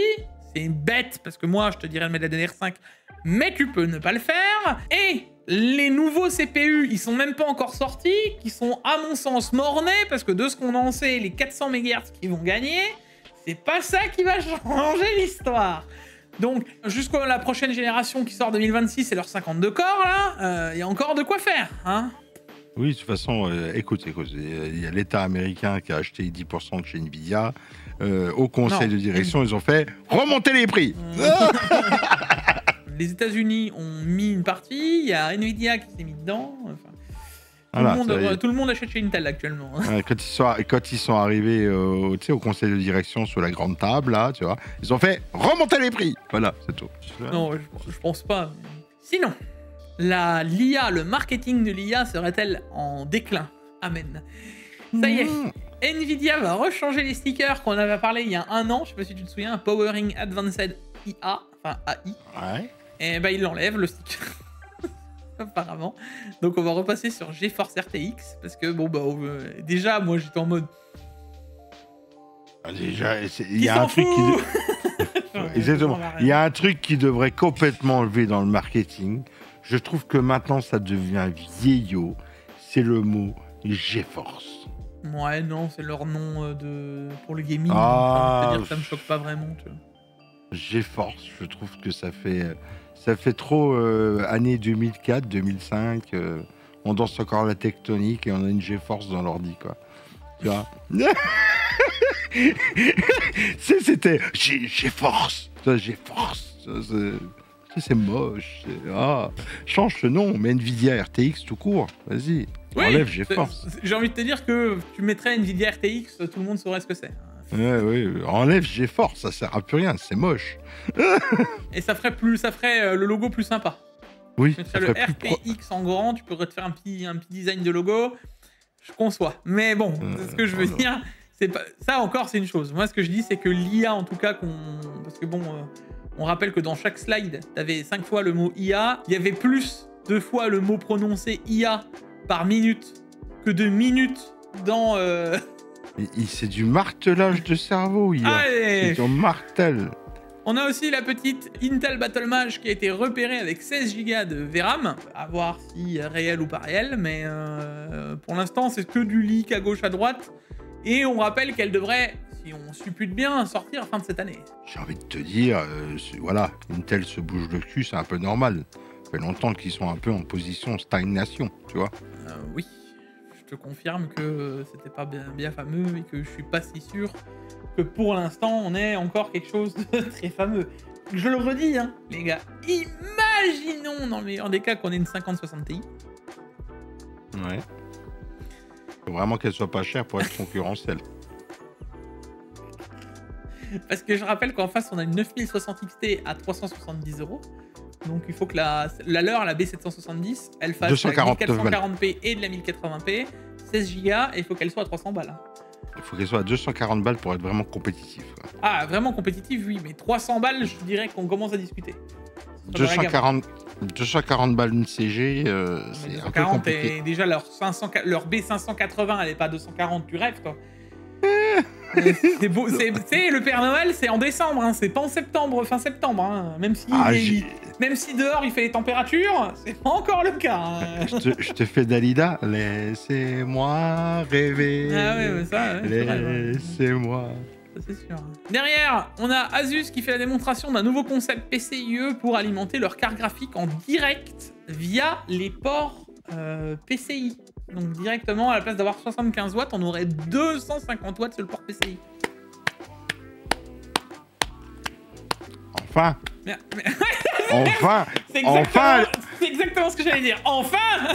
Enfin, les constructeurs essayent de pallier un petit peu ce 12 VHP WR qui brûle, que les gens ont peur. Bon, sur le 250 watts, il brûle pas, hein, j'ai envie de te dire. Moi, c'est même pas ça qui me turlupine le cerveau. Moi, je me dis, il n'y a toujours pas eu quelqu'un qui s'était dit avant là, et si on faisait passer toute la puissance directement dans le PCI, en fait. Ce qui me choque, quand même, c'est qu'à aucun moment, il y a un mec qui s'était dit, les gars, en vrai. Tu vois, ça va risquer d'autres problèmes après. Et je pense que... Alors, oui, j'entends, mais attends, 2 secondes. On sait que le PCB, avec ses couches et machin, ça prend des tensions de fou, ça prend des intensités de fou, parce qu'on alimente des CPU, la preuve, la carte graphique, le processeur, il est soudé sur quoi? Sur un autre PCB. Mais il y a jamais un moment un mec qui s'est dit, oui, mais le PCI, c'est énorme, machin, oui, mais pourquoi on l'extend pas et on rajoute la puissance directement via le PCB de la carte mère? Je rappelle quand même qu'une carte mère, le seul composant qui se branche hors de la carte mère avec un fil, c'est cette putain de carte graphique. Et il n'y a jamais personne qui s'était dit à un moment, si on faisait passer la puissance dans le PCI. Je vous avoue que moi, ça me paraît fou. Alors, vous allez me dire encore, oui, gig, machin. Moi, je m'étais déjà dit à un moment, mais pourquoi ils font pas passer la puissance dans le PCI? On passe déjà 75 watts, pourquoi ils font pas tout passer, tu vois? Et apparemment, je devais être le seul à me poser cette question dans mon petit cerveau. Surtout sur des cartes graphiques qui font 250-300 watts, quoi, tu vois. Ouais, il y a longtemps. Mais même d'autres. Pourquoi? Là, Asus, avec le BTF, on l'a vu, ils ont extendu, tu sais, les cartes sur le truc et au final, tu le plugs. Donc, c'est finalement plus ou moins ce qu'ils ont fait. Là, maintenant, ils le font passer dans la même norme PCI. Moi, ce que je me pose la question, c'est on a réussi à changer le connecteur d'une carte graphique, d'accord? Pourquoi on ne prend pas la même base de PCI et on dit, bon, on la rend rétro-compatible pour tout le monde? Jusqu'alors, vous me suivez. Ça veut dire que on prend la même base, on fait un 24X, par exemple, tu vois, 24X. Ouais. Le 16X, il est toujours rétro-compatible. Si on plug une CG d'ancienne gêne, c'est toujours compatible, elle est toujours lue. Mais, cependant, tu prends la nouvelle norme avec les nouvelles cartes graphiques en 24X, que tu plugs, et à partir de là, tu fais passer 900 watts par le PCB... Plus de câble. Et ça, il n'y a jamais personne qui se l'était dit avant moi. Et là, je viens de voir ça. Mais en fait, j'aurais pu me faire des millions d'euros. C'est ce que vous êtes en train de me dire. Je sais pas, il y a peut-être des trucs qu'on sait pas là-dessus. Je vais pas être trop avancé, moi. Mais moi, je comprends pas à quel level. Parce que là, ce que fait Asus, déjà, ils trafiquent finalement une norme PCI. Parce que c'est eux qui se permettent de le faire sur leur propre CM. Mais ce que je veux dire, c'est parce qu'on sait que quand Asus tape un peu là-dedans, ça bouge au fur et à mesure, donc ça risque, comme le BTF, ça va faire un coup de traînée de poudre et ça va aller plus loin. Donc là, il y a de fortes chances que ça se développe. Moi, ce que je comprends pas, c'est un moment, mais pourquoi on a encore un connecteur d'alimentation sur les cartes graphiques? De toute façon, ils vont tellement simplifier le truc un jour que c'est Monsieur Tout le Monde pourra monter un ordinateur. Je vais te dire, à un moment, c'est ça le but du jeu déjà. Déjà, comme on en parlait avec Pax, à un moment, un jour, on n'aura plus la carte graphique et le CPU séparés. On devrait tout avoir sur la carte mère. Exactement. Déjà à l'origine. Déjà à la base.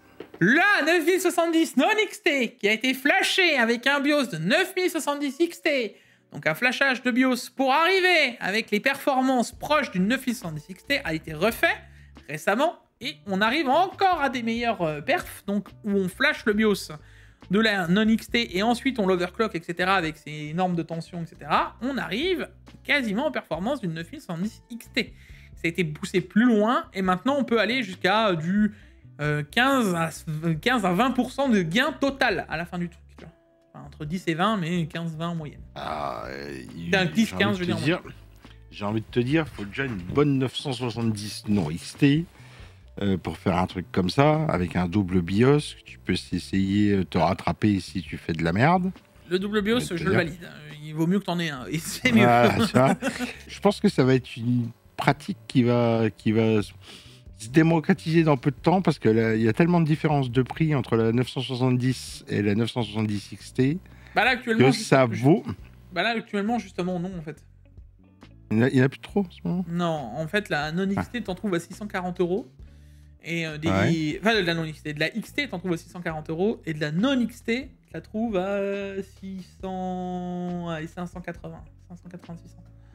Ouais, parce qu'à un moment, il y avait une bonne diff de prix et c'était vraiment ça se valait. Le truc, ça valait. Ouais. Mais là, par exemple, tu prends les XFX, tu prends les Swift, les deux Swift, c'est les mêmes cartes, techniquement, je suis quasiment certain que c'est les mêmes PCB. Passer de Flash BIOS à l'autre, devrait pas être un problème, et en plus, c'est les mêmes refroidissements. Ça me choque grave pas. Donc, même refroidissement, ils injectent le BIOS, ils overclock un petit peu, et ça me choque zéro. Donc gagner les perfs, de toute façon, nous on le faisait déjà avec les 6009 avec More Power Tool à l'époque, hein, c'était plus ou moins la même chose. Donc c'est bien en tout cas que AMD continue de pouvoir le faire et de laisser le faire, parce que bon, le gain est quand même non négligeable, quoi.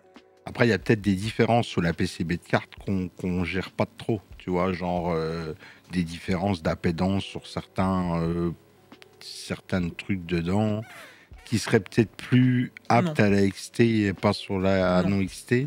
Non, la plupart du temps, c'est les mêmes trucs, c'est juste la puce qui change. Je te le dis. D'accord. Alors moi, personnellement, un changement de BIOS comme ça, c'est pas quelque chose que je ferais.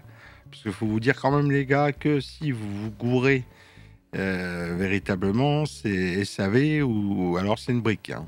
SAV, c'est mort. SAV, ça passera pas. Hein. SAV, ah bah non, s'il vérifie et qu'il branche la carte et qu'il voit que c'est plus le même BIOS et que ou le BIOS a été écrasé ou que le BIOS est corrompu, tu peux te brosser pour ton SAV. Hein. Techniquement, t'as moins de risques si t'as 2 CG chez toi. Parce qu'en fait, le fait d'avoir 2 CG, tu peux toujours réavoir accès et réessayer d'écrire l'EEPROM pour récupérer et réinjecter un BIOS. Donc t'as toujours moyen. Moi, ça m'est déjà arrivé, comme quoi, tu vois, d'avoir la CG, de briquer ma carte. Hein. Elle démarrait plus. Hein. Simplement. Ouais. Et de plugger une autre CG donc sur un port en dessous, machin, d'afficher par cette carte-là, de réécrire ma carte via l'autre. Ok. Voilà. Oui, c'est de la manip un peu compliquée, c'est pas donné à tout le monde quand même. Hein.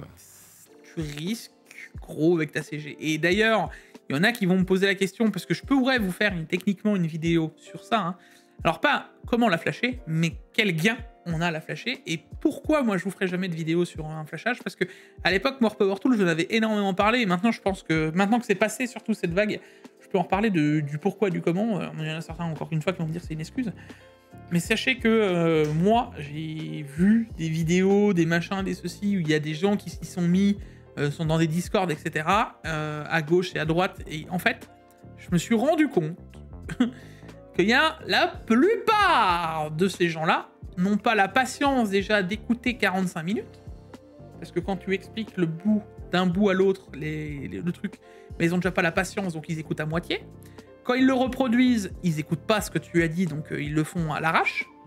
Et à la finalité du truc, à la fin, ils ont tué X cartes.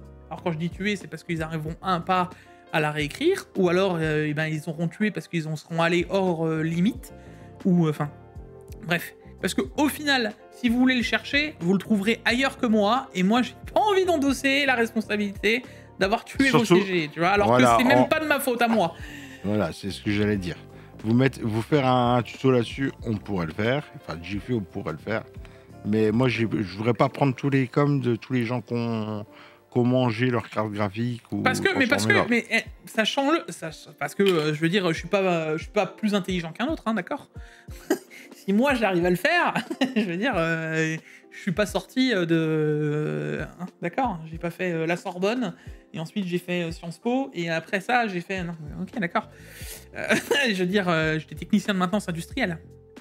D'accord. Bon. Je remets juste un peu l'église au milieu du village. Bah, moi, c'est pas quelque chose que je ferais. Je laisse mais ça pour ceux qui ont vraiment le besoin. C'est pas si compliqué. D'accord, c'est largement faisable. J'en avais parlé énormément.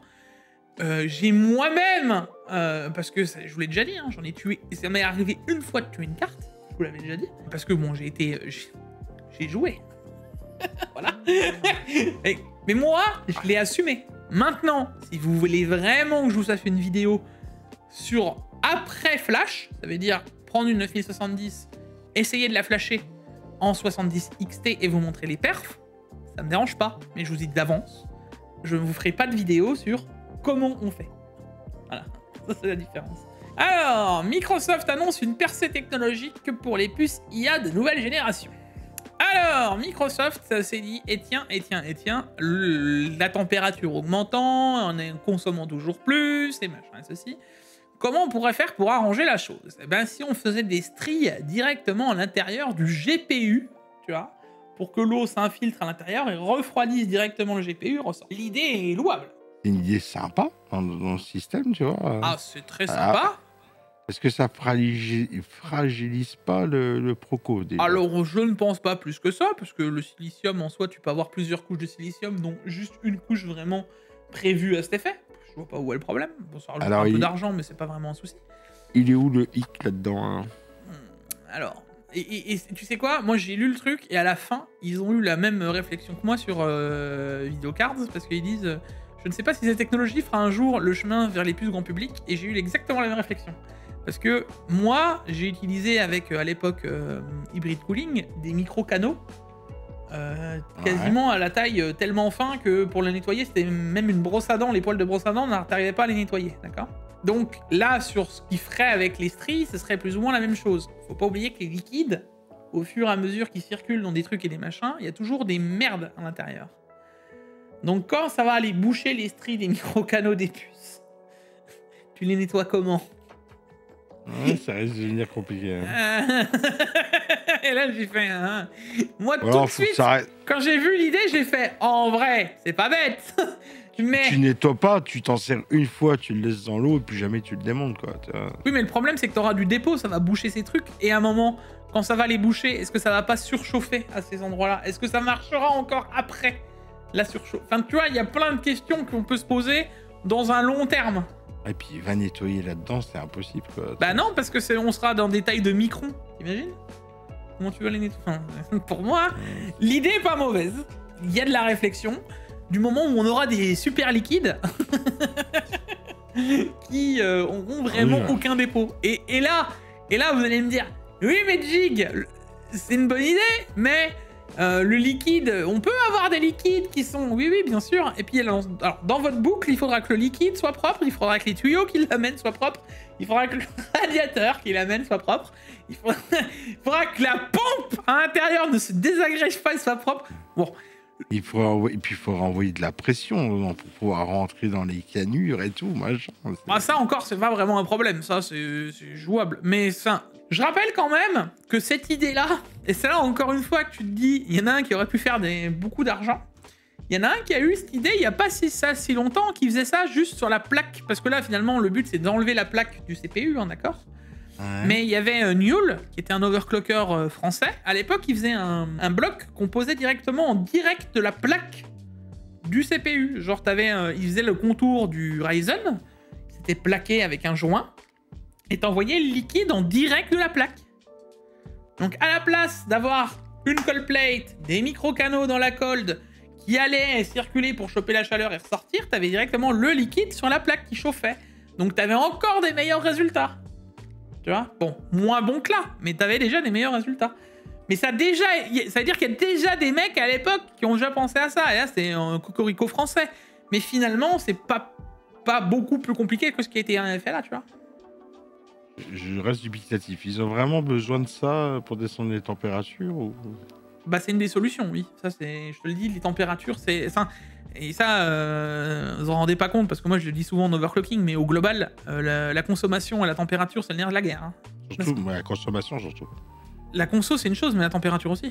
À l'intérieur... Ah non, mais attends, il faut comprendre aussi un truc, comment ça fonctionne à l'intérieur. Attention, parce que je vois encore que je vais me taper le mec... Oui, mais moi, en étant ingénieur, machin... Unwanted advices, d'accord? Je fais encore une fois, je le dis, je simplifie au mieux pour que tout le monde puisse me comprendre. Dans l'intérieur d'un transistor, d'accord? C'est un signal électrique qui passe. Donc un signal électrique, pour schématiser, électron, d'accord, qui circule. Plus ça chauffe, plus il y a de résistance. Plus il y a de résistance, plus ça chauffe. Plus tu vas galérer. Pourquoi l'azote liquide permet à monter en fréquence de fou malade? Parce que tu réduis cette résistance via la température. D'accord? Donc ça circule beaucoup plus facilement.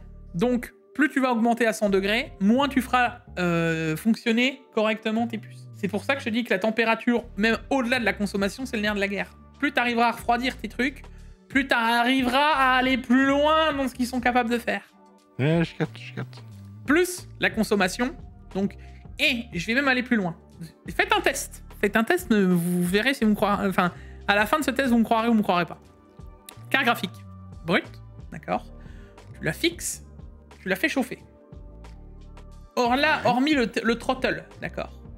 Mais tu verras que plus elle va chauffer, plus elle va consommer. Ah bah oui, c'est logique. Bah non. La tête des gens, elle devrait rester à la même conso. Non, c'est logique. Plus c'est chaud, plus ça consomme. Parce qu'elle va galérer en termes de résistance, donc elle va augmenter. C'est infime, mais elle va consommer plus. On verra si la technologie, ils arrivent à la mettre, à la planter. Mais c'est pas impossible qu'on ait des trucs comme ça arriver. Hein. Mais bon. CPU microfluide, new gen. Ouais, on verra ça. Ça chauffe zéro. Bon, sinon, FSR 4 sur RDNA 3 et même sur RDNA 2, si vous voulez tout savoir. On en a parlé avec Pax, mais je voulais ton avis un petit peu là-dessus. Ça y est, on a avec des mods et des machins. Bon, bah, le FSR 4 est activable sur les anciennes gènes de chez AMD. Alors, sur une 7900 XTX, ça doit être sympa quand même. Bah, c'est activable. Alors, attention, hein, t'as moins de perfs qu'avec une 9070 XT brute. Par contre, tu gagnes quand même des perfs par rapport à la raster. Ça veut dire que si tu utilises raster brut et que tu utilises le FP4 en Intuit, tu gagnes quand même en perf, c'est-à-dire que tu gagneras à la place de gagner 26%, par exemple, tu n'en gagneras que 15%, d'accord? Par contre, tu auras une bien meilleure qualité de FSR. Donc l'image, tu auras la qualité du FSR 4 de base. J'ai envie de te dire, c'est bien. Hein. C'est très sympa. Et j'ai envie de te dire, c'est très sympa. Mais comme quoi, tu vois, leur techno à la con, c'est pas hardware, c'est vraiment juste logiciel, quoi. Bah, c'est hardware, si, parce que ils ont bien à l'intérieur des 9070 XT qui permet de le calculer en virgule flottante en FP8 et non plus en Intuit. Tu vois ce que je veux dire? Oui.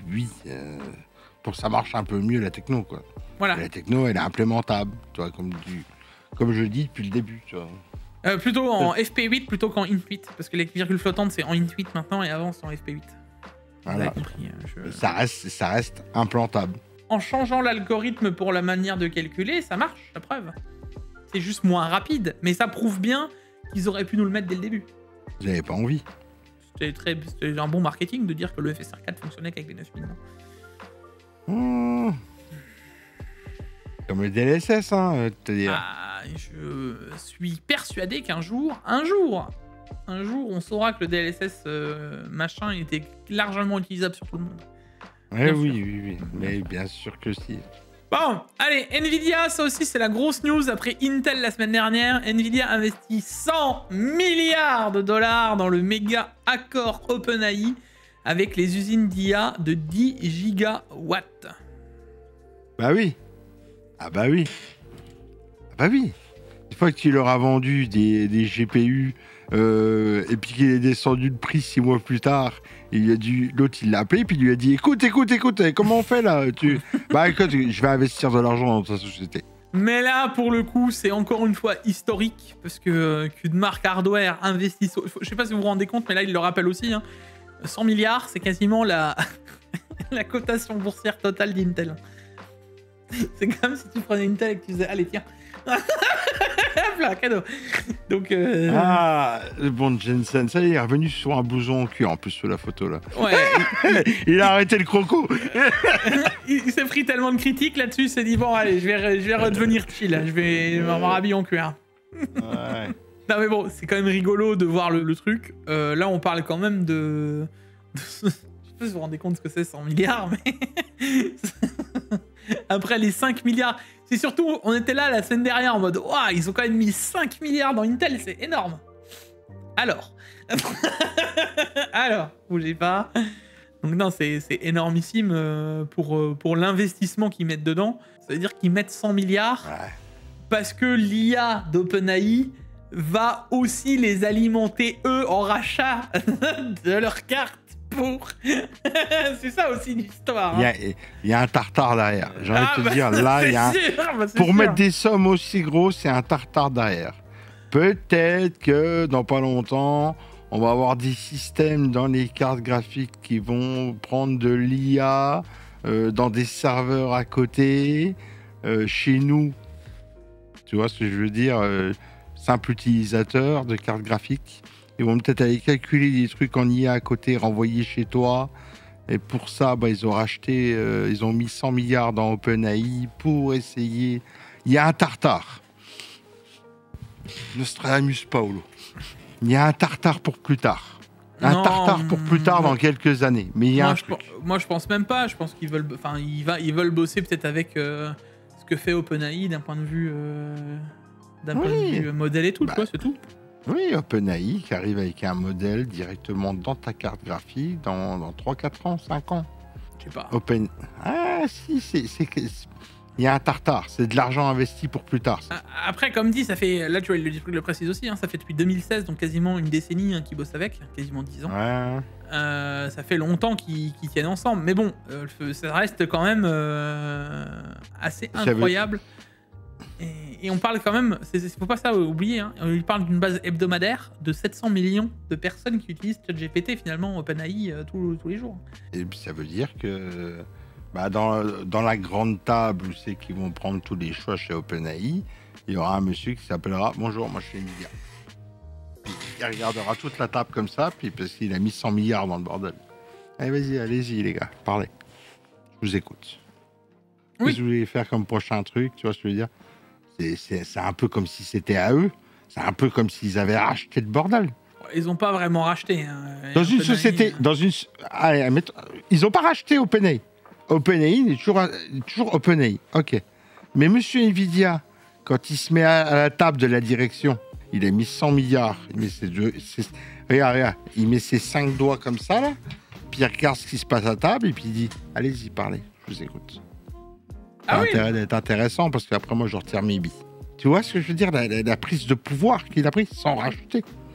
C'est une prise de pouvoir. C'est comme si, pour moi, c'est comme si chez Nvidia avait racheté OpenAI. C'est une prise de pouvoir énorme. 100 milliards d'investissements échelonnés au fur et à mesure que chaque gigawatt sera mis en ligne, d'accord? C'est une prise de pouvoir énorme, Jig. La prise de pouvoir, elle est là, autour des tables où c'est qu'ils prennent les décisions. Oui, les grands de ce monde. Et surtout, ils ont sécurisé que les GPU Vera Rubin seront à l'intérieur. Exactement. Il n'y a pas de doute avant. C'est rigolo. Et enfin, alors ça c'est la news que moi je voulais mettre ultra en avant, c'est que au global, je suis assez choqué de ça, mais le marché composant PC gaming serait en train d'exploser. Ça ne me choque pas du tout. Ah ouais? Mais alors, pas du tout. Ça me choque pas en termes de vente. Ça veut dire qu'il y a de plus en plus de monde qui passe sur PC, ça je l'avais déjà dit, c'est pas le problème. Mais par contre, il y a de plus en plus de gens, parce que c'est ça le truc. Parce que vas-y, explique. D'abord ton idée, je développe la mienne. Alors donc on parle bien du gaming, d'accord? Oui. Il y a de plus en plus de gens qui quittent la console pour aller sur PC. Pas que ça. Les consoles sont de plus en plus chères. D'accord? Une PS5 Pro, c'est 800 balles. À 800 balles, moi je te fais un PC du turfu en ce moment. Oui, on est d'accord qu'on peut faire pour des jeux beaucoup moins chers, des jeux des maths des deux côtés, tu vois ce que je veux dire? Et le PC ne fait pas que du jeu. Donc à un moment... Et puis les gens maintenant, Discord, ils ont beau mettre Discord sur les consoles, ça vaut pas un Discord PC. Le gaming a changé, le gaming change.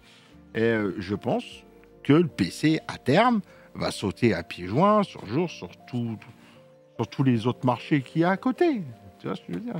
Moi, si tu veux tout mon avis, avant sur les consoles et machin, c'est une chose, mais ça tuera tout le monde. Oui, ça tuera tout le monde. Mais les consoles, ils n'arrêtent pas de faire de la merde, parce qu'ils font de la merde. C'est les consoles, les constructeurs de consoles qui font de la merde. Que ça soit Xbox, que ça soit PlayStation, et on va dire, celui qui fera un peu moins de la merde là-dedans, c'est Nintendo. Mais les consoles font de la merde. Ils sortent des putains de licences de ouf, et toutes ces grosses licences de ouf qui devraient rester uniquement sur console pour donner au moins l'envie de les acheter, ça vient sur PC après. Mais oui, mais ils font plus d'argent comme ça. Donc voilà, ce qu'ils sont en train de faire, ça veut dire que le marché du PC est en train d'exploser. C'est parce que les consoles... Et ça n'a rien, mais ça n'a rien à voir. Et en plus, tu sais quoi, c'est écrit juste en dessous en plus. Parce que les consoles sont en train de se tuer. Non, enfin, pour moi, pourquoi? Parce que, alors, il y a les exigences de Windows 11, Windows 10 qui jouent, l'arrivée des AAA qui sont de plus en plus exigeants, et là, c'est dit, à la fin, le gaming se détacherait progressivement de l'entrée de gamme. Ainsi, 3 segments sont considérés: entrée de gamme, moyenne gamme, haut de gamme, basés sur les prix moyens de vente. Suivant cette logique, le rapport envisage une réduction de volume de 13% du marché de l'entrée de gamme sur 5 ans. La conséquence, près de 10 millions des joueurs vont sortir de l'écosystème PC pour aller vers d'autres plateformes comme les consoles. Donc non, c'est pas parce que les consoles font de la merde, au contraire, il y a de plus en plus de monde qui vont aller vers les consoles. C'est pas pour ça que le marché du PC explose. C'est parce que tout le monde est en train de refaire leur PC parce qu'il y a des nouvelles exigences, parce que les jeux sont de moins en moins optimisés, parce qu'on regarde un Borderlands qui est juste lunaire. Ça, on est d'accord.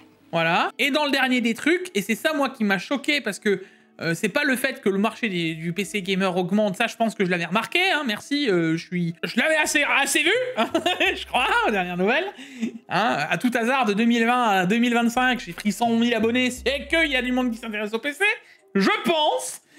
Sinon, je serais pas là. Tout ça, ainsi, les PC sortiraient de l'écosystème PC, les appareils portables, les mobiles et le cloud gaming, tout simplement à cause de ces hausses des prix.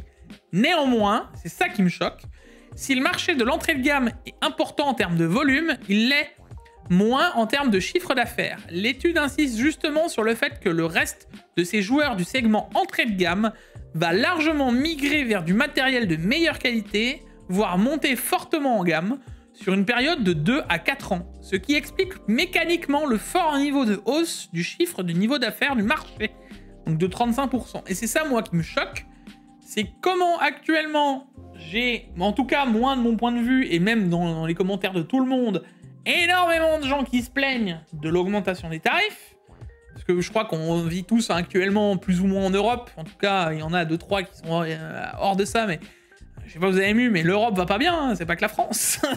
Actuellement, on n'est pas... On est un peu en crise, hein, vous avez remarqué. Bon, on n'est pas dans le meilleur jour du monde. Et derrière, je lis que des gens vont mettre de plus en plus d'argent dans des trucs non essentiels. Parce que c'est ça la réalité de la chose. Excuse-moi, avoir une 5090, hormis si c'est ton taf, c'est pas essentiel. Ce que je suis en train de dire, c'est qu'à un moment... se plaindre de l'argent et dépenser de l'argent dans des trucs non essentiels, je ne juge pas, j'en ai rien à foutre, chacun fait ce qu'il veut de sa vie. Mais ce que je veux dire, à un moment t'es donné, il y a un truc qui est complètement décorrélé de la situation. Et que je le vois avec les téléphones, comme on le disait au début, 2400 € un téléphone, 3000 € une CG, 5000 € le PC. Il y a un moment, je ne capte pas comment ces gens-là qui se plaignent et qui en même temps vont quand même investir dans un truc non essentiel. Dans un moment où on est en crise. Il y en a plein comme ça. Plein. Il y a un problème, il y a un problème dans le fond du marché. Et c'est pas fini avec l'arrivée de Windows 12 qui va rendre obsolète je sais pas combien de configs et d'ordinateurs dans le monde, avec tous les prochains jeux vidéo qui vont sortir et qui vont rendre obsolète des configs. Quand GTA 6 il va arriver, maman, le nombre de gens qui vont changer les configs pour un GTA 6 qui tient la route. Regarde Borderlands, à toi de te faire les mises à jour aussi, Jig. Les temps ont changé. Maintenant, si t'es un collégien, d'accord, mon fils il est au collège. J'essaie de me mettre un peu dans le coup, de comprendre et tout. Si t'as pas de réseaux sociaux avec 1000 abonnés, t'es une merde. Si t'as pas un PC gamer, les jeunes au collège, Si t'as pas un PC gamer avec une carte graphique décente, t'es une merde. Il est temps de changer. Mon fils, il a vu quelqu'un avec un iPhone 17 dans les mains en 6e. Oui, mais ça, justement, Paolo, c'est là où est le problème. Que les temps changent, c'est une chose, mais il y a un problème de dérive sociale. C'est ce que je suis en train de dire. Là, c'est un truc social. Oui, bah, il y a une dérive. C'est une dérive sociale. Il y a une dérive sociale grandissante. Et excuse-moi, et là, ça va choquer aussi des gens, mais il y a aussi un moment où on doit éduquer les enfants de manière à ce que là, comme tu viens de dire, oui, mais et alors? Et c'est comme ça, et c'est tout. Et tu n'as pas besoin ni d'un PC gamer avec une carte graphique en 6e, et tu n'as ni besoin d'un iPhone 17 en 6e non plus. Voilà, et c'est des dérives qui sont là tout le temps. C'est omniprésent dans la société. Oui, mais ça c'est compliqué. Bah non, c'est à nous de le changer. Alors ça, si on arrive à le changer, frère. Bah oui, en éduquant les gens et les enfants. Tu peux pas te plaindre et encourager le truc. Parce que moi, je le vois. Comme j'ai dit, moi, le prix de la 5090 et du truc, je m'en plains parce que ça ne correspond pas. Maintenant, quelqu'un qui veut absolument une 5090, je lui mettrai dans son PC. Parce que moi, personnellement, il a le budget, il veut, bah, je le juge pas, il fait ce qu'il veut. Moi, mon but sur YouTube, et ça, c'est bien qu'on arrive sur cette discussion pour tout le monde, mon but global à la fin, c'est de vous conseiller. Vous voulez pas écouter mon avis? Il y en a plein d'autres, et faites ce que vous voulez de votre fric. Hein. Moi, perso, ça m'en bouge une sans m'en faire vaciller l'autre. Hein. C'est pas mon portefeuille que vous dépensez, c'est le vôtre. Hein. Écoute, mon bon G, je vais te dire, on vit dans un monde compliqué qui n'est pas équilibré. Il faut rester équilibré. Et ça, c'est dur d'être équilibré pour beaucoup de personnes. On a tous des travers, hein, ça. Je le vis bien, mais on a tous des travers. Ce que je veux dire, on a tous des travers. On a tous des travers. Ce que je veux dire, c'est un moment. C'est bien, on finit le TKQ là-dessus. Posez-vous les bonnes questions. Après, je finirai. C'est bien, on peut finir là-dessus. C'est un peu philosophique et ça change un peu du truc. Quand t'es dans ce genre de situation, moi je suis là pour ouvrir les esprits et je suis pas, attention, encore une fois. Mais des fois, se remettre en question sur certains points, ça ferait du bien à certaines personnes, hein, je te le dis. Au global. Ça, se remettre en question, c'est pas donné à tout le monde, mon bon Gifio. Voilà. Et je pense que c'est là-dessus que je terminerai. Exactement. Bon. C'était un TKQ qui a duré presque 2h40, ouais. Le pauvre monteur va s'arracher les cheveux de la tête. Exactement. Bon courage, Larson. Amuse-toi bien. Dans tous les cas, on vous fait des bisous. N'hésitez pas encore une fois à les commenter et dites-nous ce que vous en pensez. Hein. Encore une fois, sans jugement de l'autre. Parce que ça aussi, ça commence à m'énerver. Tu peux apporter ton avis sans forcément apporter un jugement. Il peut y avoir des débats, l'écrit, la parole est encore différente, t'as pas les intonations et les machins. Mais pensez qu'il y a des gens qui vous relisent et de la manière dont vous l'écrivez. J'ai pu voir passer des choses encore récemment avec la vidéo avec Sam, c'était un peu lunaire. Tu vois. Donc j'insiste, merci de faire ça proprement dans les commentaires. Oui, les commentaires là, on les a vus passer ces commentaires. Là. Bon, allez, on se fait des gros bisous et on se retrouve pour une prochaine vidéo. C'était Paolo Gicchio. À la prochaine, des bisous. Des bisous, ciao. Ciao.